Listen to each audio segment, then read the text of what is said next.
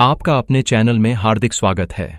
Pension धारकों के लिए एक बड़ी खबर सामने आ रही है। अगर आप ईपीएस 95 पेंशन योजना से जुड़े हैं तो आज की ताज़ा खबर आपके चेहरे पर एक बड़ी मुस्कान ला सकती है। सरकार इस योजना को लेकर एक बड़ा प्लान बना रही है, जिससे अब 8,000 रुपये की जगह 17,500 रुपये की न्यूनतम पेंशन मिल सकती है। केंद्रीय मंत्री मनसुख मांडविया का आज का ताज़ा बयान और केंद्र सरकार की आज की कार्यवाही इस बात की पुष्टि करती है। यह आज का ही अपडेट हम आपके साथ साझा कर रहे हैं। संसद की एक स्थायी समिति ने श्रम मंत्रालय को एक बड़ा सुझाव दिया है, जिससे अब 17,500 रुपये की न्यूनतम पेंशन मिलने की उम्मीद जगी है। ट्रेड यूनियनों की लंबे समय से चली आ रही मांग अब रंग लाती दिख रही है। सबसे महत्वपूर्ण सवाल यह है कि इस बढ़ोतरी का फायदा आपको कब और कैसे मिलेगा। सिर्फ इतना ही नहीं, ईपीएफ खाता धारकों के लिए भी 5 बड़ी खुशखबरी सामने आई हैं। पीएफ नियमों में किए गए नए बदलावों से अब आपको सीधे फायदे मिलेंगे। ये नई सुविधाएं और नए नियम आपके भविष्य को सुरक्षित करने के लिए उठाए गए बड़े कदम हैं। यदि आप भी ईपीएफओ के सदस्य हैं, किसी निजी कंपनी में काम करते हैं या पेंशन भोगी हैं, तो यह खबर आपके लिए एक सुनहरा अवसर लेकर आई है। इस खबर की हर एक पंक्ति में आपके लिए महत्वपूर्ण जानकारी छिपी है। यदि आप चैनल पर नए हैं तो चैनल को सब्सक्राइब करना और वीडियो को लाइक करना न भूलें। हम आपको पेंशन और पीएफ से जुड़ी सबसे तेज और सटीक खबरें सबसे पहले देते हैं। तो चलिए, बिना किसी देरी के वीडियो को शुरू करते हैं और जानते हैं इस 17,500 रुपये की पेंशन वाली बड़ी खुशखबरी की सच्चाई। एक संसदीय स्थायी समिति ने श्रम मंत्रालय से ईपीएस योजना का तीसरे पक्ष द्वारा मूल्यांकन एक निश्चित समय सीमा के भीतर पूरा करने के लिए कहा है। समिति की अध्यक्षता भारतीय जनता पार्टी के सांसद बसवराज बोम्मई कर रहे हैं। समिति चाहती है कि यह मूल्यांकन प्रक्रिया 2025 के इसी माह के अंत तक पूरी हो जाए, ताकि पेंशन बढ़ोतरी के मुद्दे पर अंतिम निर्णय लिया जा सके।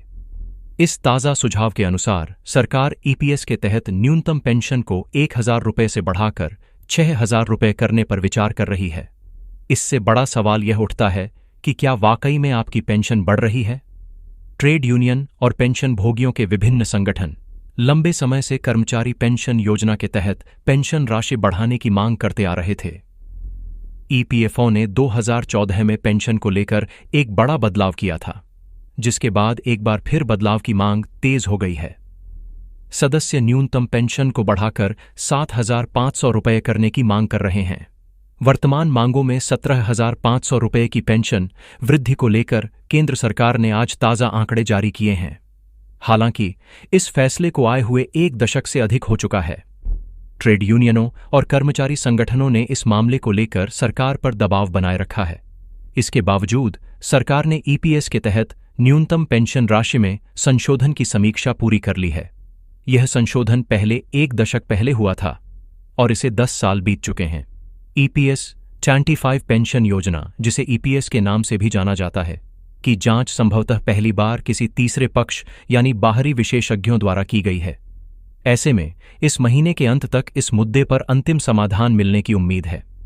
समिति ने अपनी रिपोर्ट में कहा है कि पिछले कुछ वर्षों से जीवन यापन की लागत कई गुना बढ़ गई है, यानी महंगाई बहुत बढ़ चुकी है, लेकिन पेंशन में कोई बढ़ोतरी नहीं हुई है। पेंशन की राशि 2014 से लागू है, जिसे 1 दशक हो चुका है। ईपीएस की शुरुआत 1985 में हुई थी, जिसका उद्देश्य कर्मचारियों को सेवानिवृत्ति के बाद एक स्थायी आय उपलब्ध कराना है। समिति ने अपनी रिपोर्ट में कहा है कि इस बढ़ती महंगाई को देखते हुए योजना का तीसरे पक्ष द्वारा मूल्यांकन कर पेंशन राशि को 17,500 रुपये करने की सिफारिश की गई है।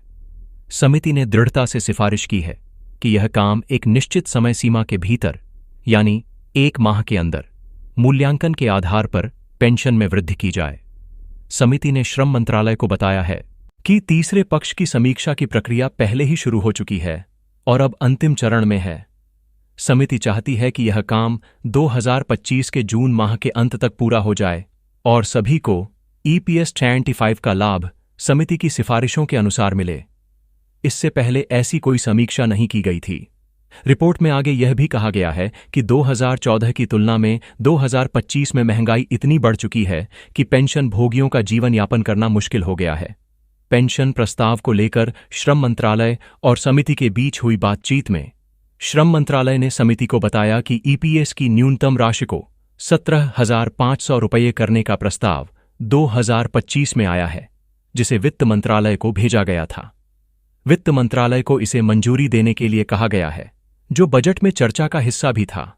हालांकि उस समय इसका कोई समाधान नहीं हुआ था, लेकिन अब पेंशन भोगियों के प्रस्ताव की समीक्षा चल रही है, जो 2025 के जून माह के अंत तक पूर्ण कर ली जाएगी। मंत्रालय के पास यह प्रस्ताव भेज दिया गया है और वित्त मंत्रालय द्वारा अनुपूरक बजट के माध्यम से राशि की व्यवस्था की जाएगी। पेंशन भोगियों के प्रतिनिधिमंडल ने वित्त मंत्री निर्मला सीतारमण से मिलकर ईपीएस पेंशन को बढ़ाकर 17,500 रुपये प्रति माह करने की मांग रखी थी। उस बैठक के बाद ईपीएस पेंशनर्स के राष्ट्रीय आंदोलन समिति ने कहा था कि वित्त मंत्रालय ने उन्हें आश्वासन दिया है कि सरकार उनकी मांगों पर गंभीरतापूर्वक विचार करेगी। पिछले कई सालों से कर्मचारी यूनियन और पेंशन राशि बढ़ाने की मांग कर रहे हैं। 17,500 रुपये की बढ़ती महंगाई की भरपाई के लिए डीए का भी लाभ साथ में मिलना जरूरी है, जिसकी मांग लगातार की जा रही है। इसके साथ ही मेडिकल सुविधा और मुफ्त चिकित्सा सुविधा की मांग भी बनी हुई है। फिलहाल इन सभी प्रस्तावों पर विचार कर लिया गया है। अब बात करते हैं 7 करोड़ पीएफ खाता धारकों की, जिनके लिए 5 बड़ी खुशखबरी सामने आई हैं। ईपीएफओ ने नियमों में 5 बड़े बदलाव किए हैं। ये 5 नए नियम देश भर के 7 करोड़ से अधिक पीएफ खाता धारकों की पीएफ राशि पर सीधा असर डालेंगे। पहला बड़ा बदलाव यह है कि प्रोफाइल अपडेट करना अब पहले से कहीं ज्यादा आसान हो गया है। यदि आपको अपना नाम, पिता का नाम या वैवाहिक स्थिति जैसी जानकारी बदलनी है, तो यह अब बहुत आसान है। पहले यह एक जटिल प्रक्रिया थी, लेकिन अब यदि आपका आधार लिंक है, तो आप यह काम घर बैठे ऑनलाइन कर सकते हैं। दूसरा बड़ा बदलाव यह है कि पीएफ ट्रांसफर की प्रक्रिया पहले से आसान और सुगम हो चुकी है। पहले नौकरी बदलने पर पीएफ ट्रांसफर करना बहुत ही झंझट भरा काम था और कंपनी की मंजूरी के बिना काम आगे नहीं बढ़ता था। यह प्रक्रिया बहुत लंबी होती थी, लेकिन अब इसे सरल बना दिया गया है। अब कर्मचारी बहुत ही कम समय में बिना किसी बड़ी चुनौती के पीएफ का पैसा ट्रांसफर कर सकते हैं। तीसरा बदलाव जॉइंट डिक्लेरेशन से संबंधित है। अब जॉइंट डिक्लेरेशन डिजिटल तरीके से होगा। पहले यह काम ऑफिस में जाकर फॉर्म भरकर करना पड़ता था, लेकिन अब आप यह काम घर बैठे ऑनलाइन कर सकते हैं। चौथा बदलाव ईपीएस व्यवस्था से संबंधित है। अब आप कहीं से भी पेंशन की राशि प्राप्त कर सकते हैं। पहले आपको विशेष बैंक से ही पेंशन मिलती थी, लेकिन अब सेंट्रलाइज्ड पेंशन प्रोसेसिंग सिस्टम लागू कर दिया गया है। इसका फायदा यह होगा कि पेंशन की राशि सीधे एनआईपीएस प्लेटफॉर्म के जरिए आपके बैंक खाते में आएगी, जिससे भुगतान में होने वाली देरी भी नहीं होगी। पांचवां बदलाव अधिकतम वेतन पर भी पेंशन की प्रक्रिया से संबंधित है। ईपीएफओ ने कर्मचारियों के लिए यह जानकारी स्पष्ट कर दी है। यदि आप अपने वेतन पर भी पेंशन पाना चाहते हैं, तो इसके लिए समान नियम लागू हैं। लेकिन यदि किसी कर्मचारी का वेतन ज्यादा है, तो उसे पीएफ की राशि अतिरिक्त जमा करनी होगी, जिससे भविष्य में उन्हें अधिक पेंशन का लाभ मिलेगा। इसके अलावा जो निजी संस्थाएं या ट्रस्ट के जरिए पीएफ का संचालन करते हैं, उन्हें भी ईपीएफओ के नियमों का पालन करना अनिवार्य कर दिया गया है। इन सभी बदलावों और प्रस्तावों को लेकर प्रधानमंत्री नरेंद्र मोदी की समीक्षा पूरी हो चुकी है। इस माह के अंत तक सभी पेंशन धारकों के लिए पेंशन को 17,500 रुपये और डीए का प्रावधान लागू करने की उम्मीद है। इसके साथ ही मेडिकल सुविधाओं में बढ़ोतरी और मुफ्त चिकित्सा सुविधा उपलब्ध कराने का कानून भी बनकर तैयार है, जिसे जल्द ही लागू किया जाएगा। यह सब हमारे पेंशनर्स और कर्मचारियों के लिए एक बहुत बड़ी राहत की खबर है। सरकार जिस तरह से इन मुद्दों पर गंभीरता से विचार कर रही है, उससे यह साफ है कि भविष्य में पेंशन और पीएफ से संबंधित सभी समस्याओं का समाधान होगा। इस तरह की और अधिक जानकारी के लिए हमारे चैनल को सब्सक्राइब करें। जय हिंद, जय भारत। धन्यवाद। नमस्कार।